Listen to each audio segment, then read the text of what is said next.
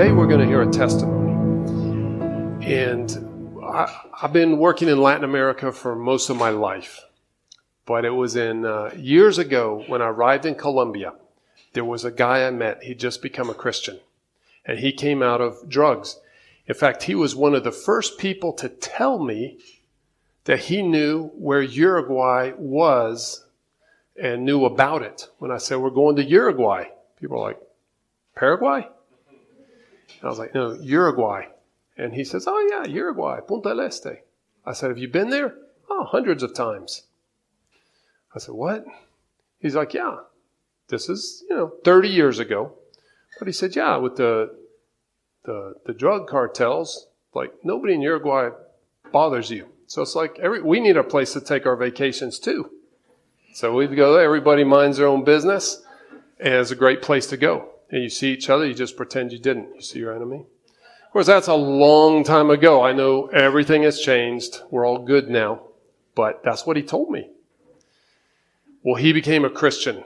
He thought he'd been invited out for drinks after work, and he was an alcoholic. And instead, he'd been invited to a Bible study at the home of Robert Chavez. Robert Chavez was here as part of our team for 4 years. Some of you know him. And he had a Gideon Bible in his pocket, my friend. And it was a good luck charm for him. He'd never read it, never looked at it, but had it there for luck. And he was in the world of drugs and making fast money. But his life changed, and we've stayed in touch all these years. We still talk to Mickey about probably once a month. I did the wedding for one of his kids, and I know that we're just been family friends for all the years. And so Hugo Piris is a Uruguayan author. He's published maybe 30 books. And I asked him to write the story of my friend Mickey. And he did. When I was in the States, it's taken a number of years to get it straight, to make sure it's okay to publish, everything. And when I was in the States, I talked to some people and said, hey, would you sponsor printing this book? And so we can get 1,000 copies. It's going to be great. And that Miguel can give out. He works in the prisons and different things. And so tomorrow, we're making a payment. Everything's set up. The book's going to be printed in Colombia because it's a lot cheaper. And that's where Mickey is. That's where most of the copies will be. But tomorrow, the deal will be done, and they'll start printing. So in 2-3 weeks, by Christmas, I'll have some copies for you. I'm super excited. And that wasn't your church money, but that was part of like what I do on the side, and I'm excited about. So the real master plan is what's going on in all of our lives. What does God want to do in your life, and how are you discerning that? And let me open up here my notes.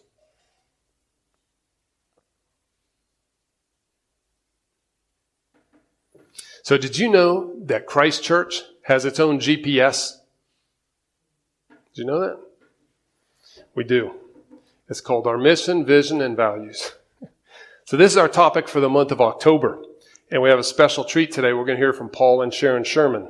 But before I introduce them, I need to say something about our October series. The mission, vision, and values. What is the real master plan that we're talking about? Our mission never changes. So you know that. A mission doesn't change. Our mission is our purpose. It's our identity card.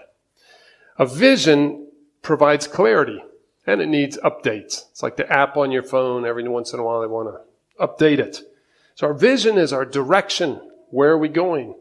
It's a picture of our anticipated destination. And our values are something we develop intentionally. Our values are how we live, how we respond, and how we relate.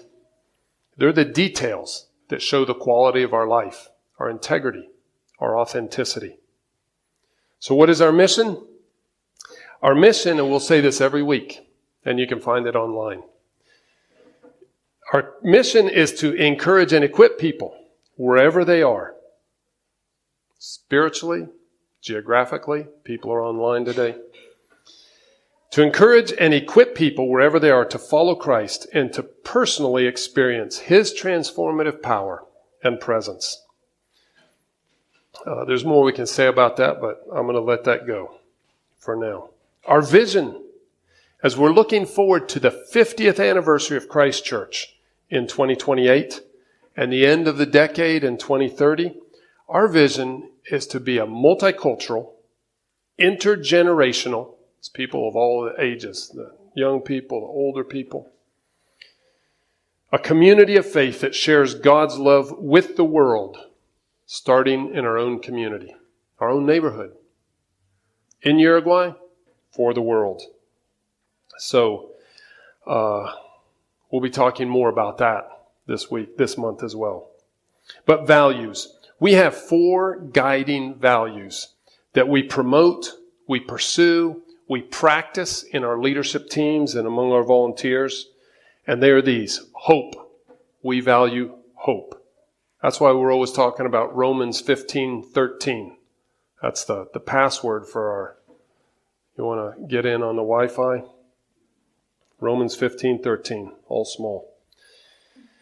Humility. We value a listening, learning, serving posture. Listening is loving. Hospitality. We value people as a unique gift from God who deserve our best. We want to be good at hospitality, making you feel welcome. And then helping others. We did all H's so you could remember it, so I could remember it. Helping others is generosity, sharing our time, our resources, and our abilities for the benefit of others. So today we're going to talk about generosity, helping others.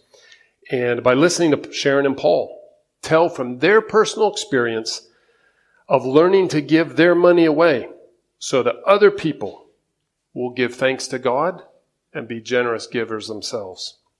I like to say, teamwork makes the dream work. So part of our team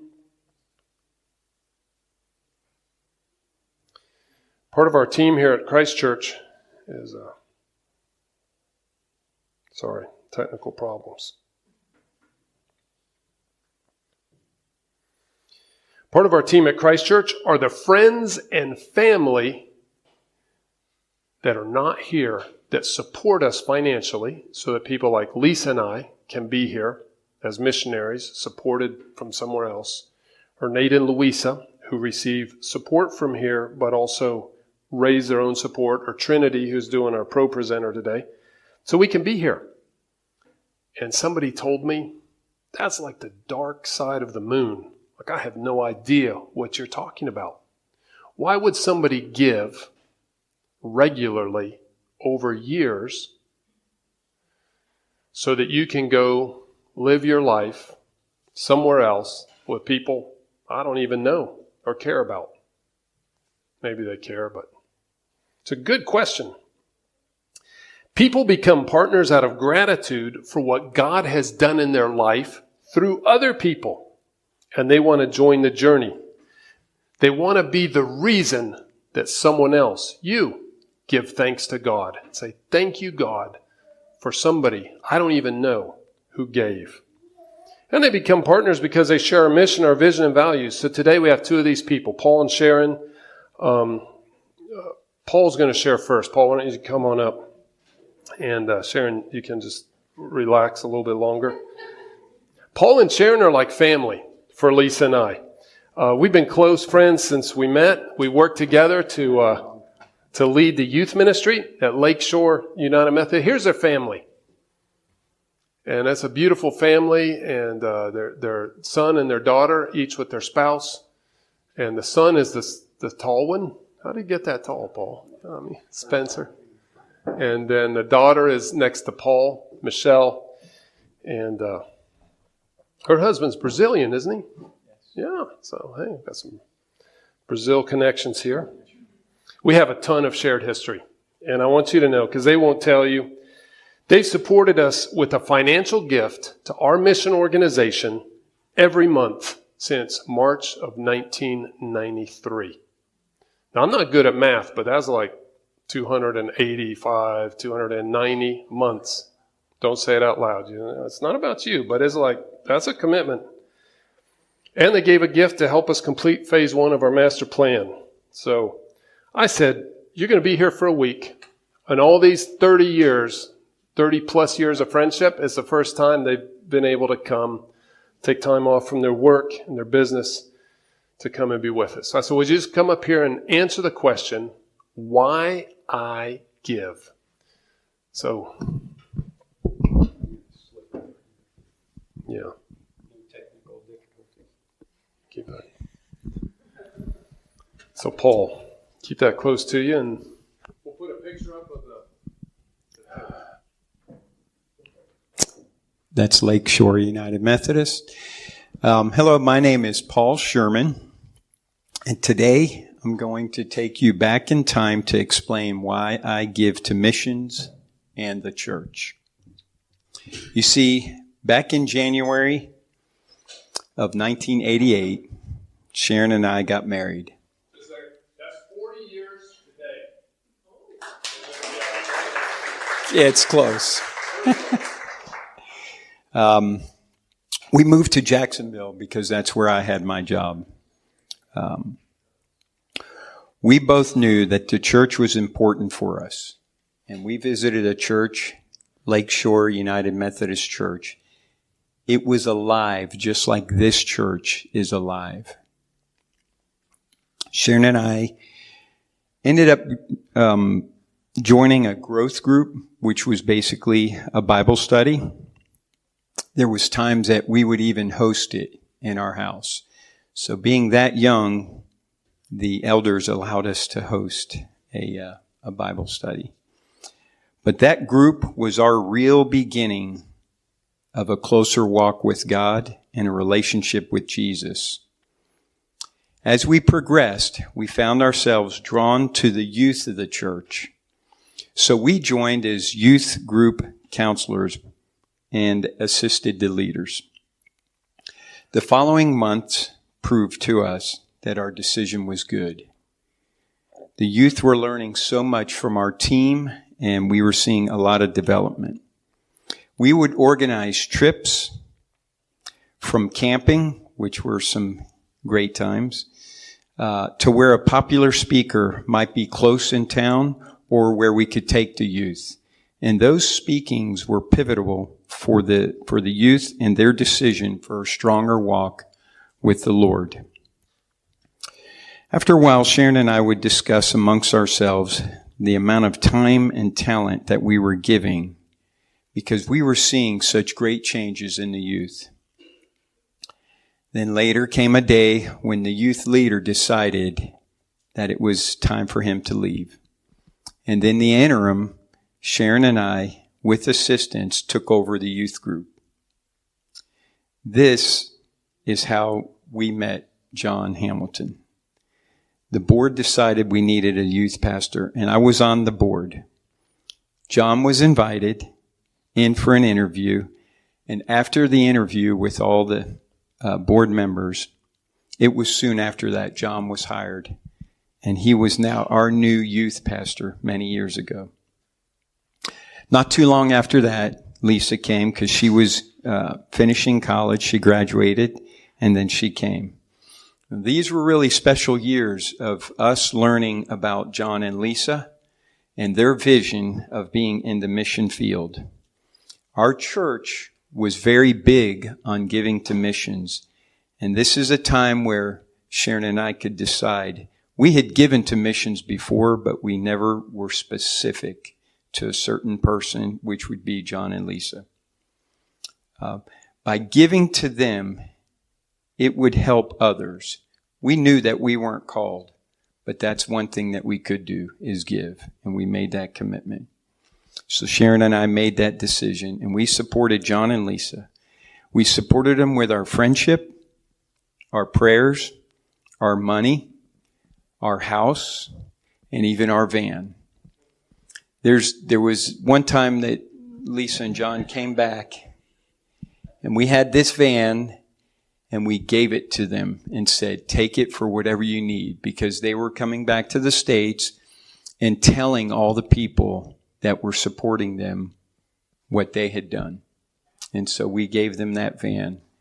Another funny story about that van, the seats could come out. And early on, when I told you we did Bible study, we did not have a lot of furniture. So we would pull the seats out of the van and put it in our living room so people could sit at Bible study. And that van was very versatile. But it wasn't until time passed, when you look back on what you've supported, to now, you can see what you have supported. And this church is part of what we've supported over the years. There's so much more to this story that I want to share, but in order to condense this down, there are some takeaways I want to give you. One, giving is so much bigger than you think. We gave of our time and really not realizing it until we took time to reflect on what we were doing. We gave our money to see what it could do. Christ Church is a result of a lifetime of giving. The relationships of John and Lisa, to know them in their heart, it thrills Sharon and I to know that this church is a result of what their vision was. And look at this blessing and what's about to come. Sharon and I came to visit, and we were blessed to meet a lot of people here that are here today. We will continue to give time, talents, wisdom, and money. Together, all of this makes for a beautiful church and a church family. Thank you for allowing me to share a little bit of my story. Thank you.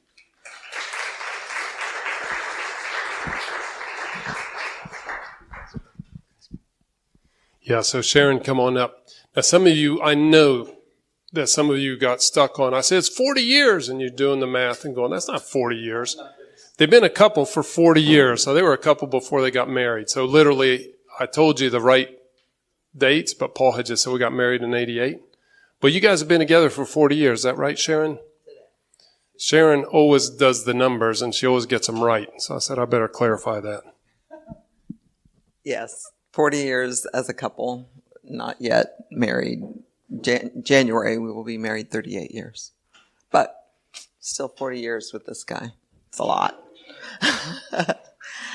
So I started too soon. I wanted to say buenos dias. Good morning. As we began to share our story, as Paul has shared with you about why we give, this morning I wanted to give you some background from my point. I did not know Paul's story. I knew it, but I didn't hear it till now. So Paul and I did begin our journey 40 years ago before a personal relationship with Jesus, before we had Christ in our lives. And at one time, we were in church, and when the offering was being taken and collected, Paul put a $20 bill in. I'm the money person in the family, which in today's time, that would be equal to $80 or around 3,000 pesos, to help you all understand what that meant to my weekly budget. I was very concerned about us as a young couple, wondering, how are we going to buy groceries and pay our bills if Paul continues to do this? So at that point, I realized I didn't trust God to be our provider. We went to a couple at our church for counseling and to discuss with them tithing and giving.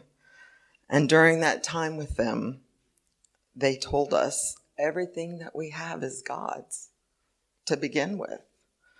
And we are the steward of it all. So stewardship became a big thing to us then.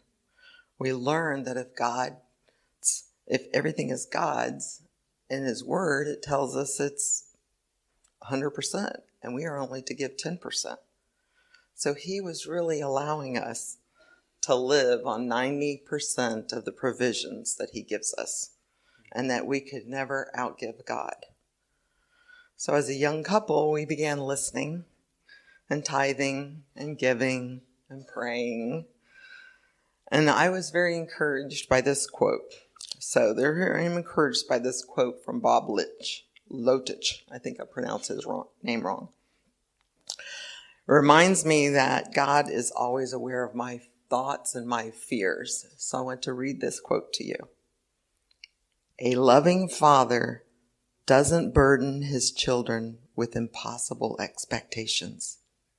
He invites them into partnership based on his proven faithfulness. Your heavenly Father sees your grocery bill.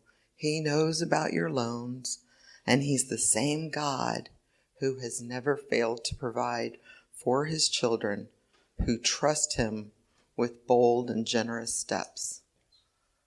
That meant a lot to me, to be bold in my giving. Now I know God was really always and is always our provider. It has nothing to do with our own efforts or our work.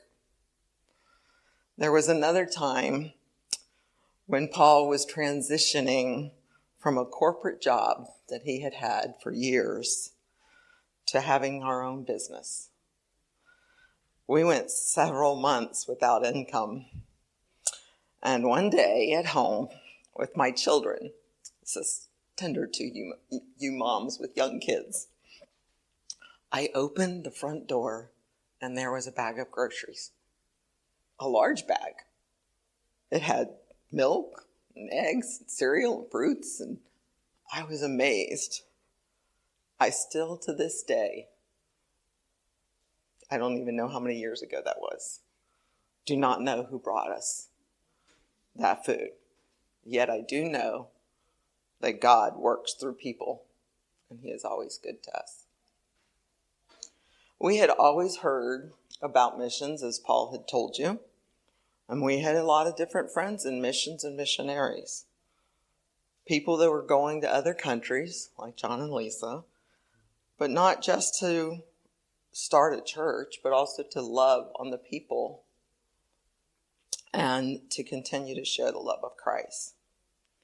We wanted to be able to support them, even though we could not go. As John told you, this has been years we haven't ever been to here. Over the years, Paul and I had come to a point where we would both pray. And what we noticed is as we prayed, God would always bring to us, each in separate prayers, the same amount of money he wanted us to give. We then knew the Lord was speaking to us. And as we would give that amount, regardless of how little it was or how much, we were always in agreement because it was God wanting to do through us. And giving became a joy. To hear and see what the Lord has been doing and to do, we realized we were the vessel that God was using to put his money through. It's his money, which reminded me of this verse. 2 Corinthians 8:3 says, "For I testify that they gave according to their ability and beyond it of their own accord." And then further in 2 Corinthians 8, it says, "Now finish the work so that you may complete it just as eagerly as you began, according to your means. For if the eagerness is there, the gift is acceptable according to what one has, not according to what one does not have." So Paul and I are thrilled, as he said, and honored to be able to give the funds needed in many areas that the Lord shows us. We have supported, did mine too. We have supported friends, and God has always been faithful.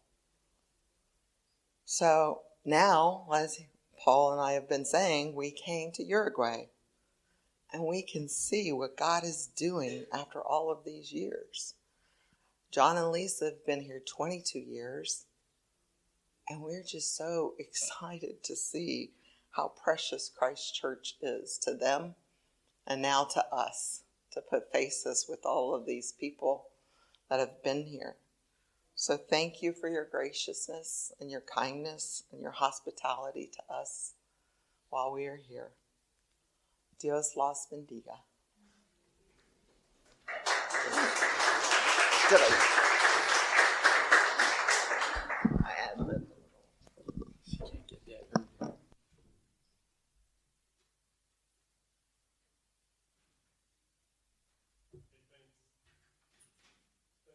It's Paul and Sharon. It's so great to have you here with us. Everybody has their own story. And then how do you just share even a few highlights in a few moments? So many memories. The verses that she shared, I just want to just highlight a couple of things. 2 Corinthians 8:3, people give according to your own ability. Just another way to say it is be yourself. Don't compare yourself to anybody else. What somebody else is giving, just be free to be you. That's a good thing. Verse 11. So finish the work, and then it talks about just like we begin, it's easy to begin eagerly. It's harder to finish something. But so giving eagerly means give by faith and according to your means. Stay within your limits. I mean, be bold, but also recognize what your limits are. Don't be driven just by somebody else's pressure, but say, yeah, here's what I can do, because God's economy multiplies the things that are needed. And one person can give a little and one person gives a lot. There's so much in Scripture about that. And then verse 12, giving. 2 Corinthians 8 is a fantastic passage.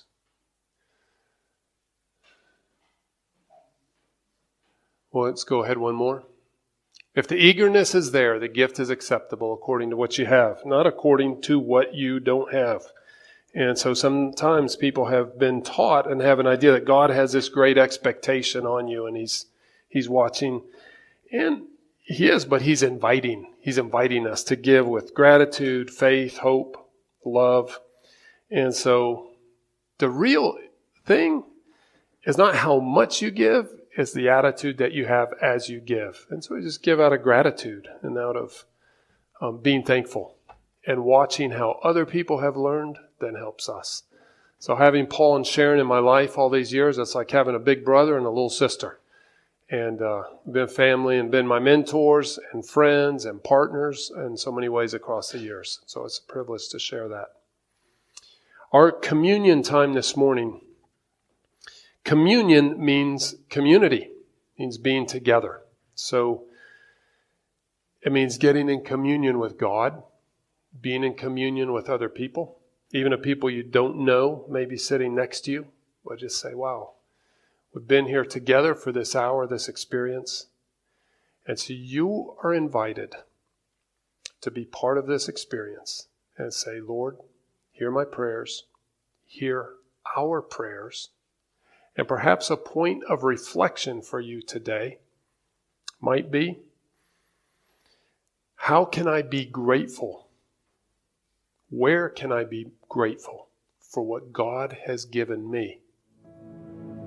And is there a way that I can express that?